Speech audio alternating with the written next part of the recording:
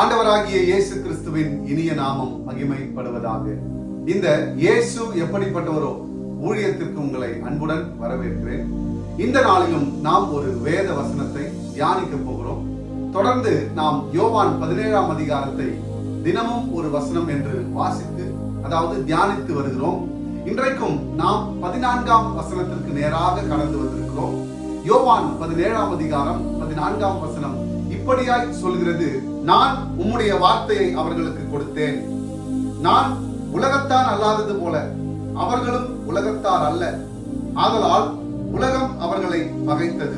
எனக்கு அன்பானவர்களே, இந்த இடத்துல நம்முடைய தேவனாகிய கர்த்தர் 3 காரியங்களை சொல்லுகிறார். ஒன்று, நான் உம்முடைய வார்த்தைகளை அவர்களுக்கு, அதாவது இந்த உலகத்தில் இருக்கிற மனிதர்களுக்கு, அந்த மனிதர்கள் அவருடைய வார்த்தையின்படியும் அவருடைய கட்டளைகளின்படியும் நடக்கிறவர்கள், அவர்கள் அவருடைய ரட்சிப்பை பெற்றுக் கொண்டவர்களாய், அவரை விசுவாசிக்கிறவர்களாய், அந்த காரியம் தேவன் தம்முடைய ஒரே பேரான குமாரனை மரித்தோரிலிருந்து உயிரோடு எழுப்பினார் என்ற அந்த காரியத்தை விசுவாசிக்கிறவர்களே. பின்னும் இந்த உலகத்தில் காணப்படுகிற அவரை ஏற்றுக்கொள்ளாத, அவரை விசுவாசிக்காத ஒரு திரளான கூட்டத்திற்கு அவருடைய வார்த்தை காத்து கொண்டிருக்கிறது.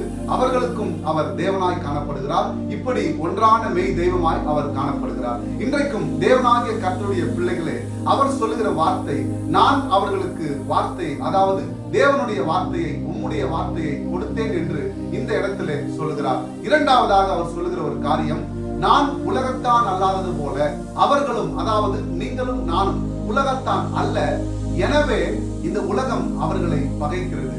இன்றைக்கும் இந்த செய்தியை பார்த்துக் கொண்டிருக்கிற எனக்கு அன்பானவர்களே, இந்த உலகத்துல நீங்கள் ரட்சிக்கப்பட்டு தேவனுடைய பிள்ளைகளாக அவருடைய கற்பனைகளையும் கட்டளைகளையும் கை கொண்டு நடக்கிற ஒரு பிள்ளைகளாய் நீங்கள் நடந்து வருகிறீர்கள். ஆனால் உங்களை அநேகர் பகைப்பார்கள்.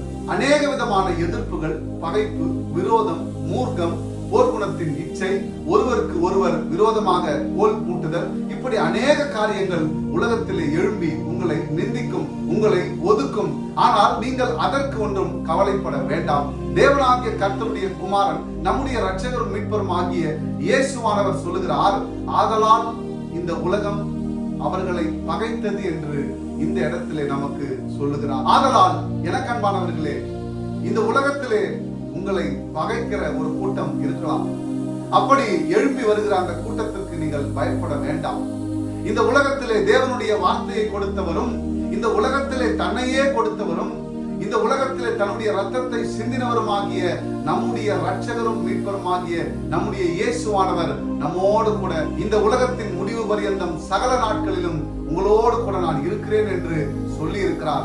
ஆகவே நீங்கள் ஒன்றுக்கும் கவலைப்படாமல் உங்களுடைய எல்லா விண்ணப்பங்களையும் ஸ்தோத்திரத்தோடு கூடிய ஜெபத்தினால் தெரிவித்து அவருடைய நாமத்தை மகிமைப்படுத்தி அவரிடத்திலிருந்து நீங்கள் மகிமையான காரியங்களை பெற்றுக் கொள்ளுங்கள். இந்த உலகம் உங்களை பகைக்கிறதை குறித்து நீங்கள் கவலைப்படாதிருங்கள். அவர் உங்களுக்காக யுத்தம் செய்வார். அப்பேற்பட்ட இயேசுவை நாடுங்கள்.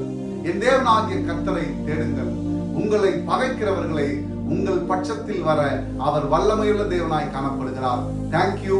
God bless you.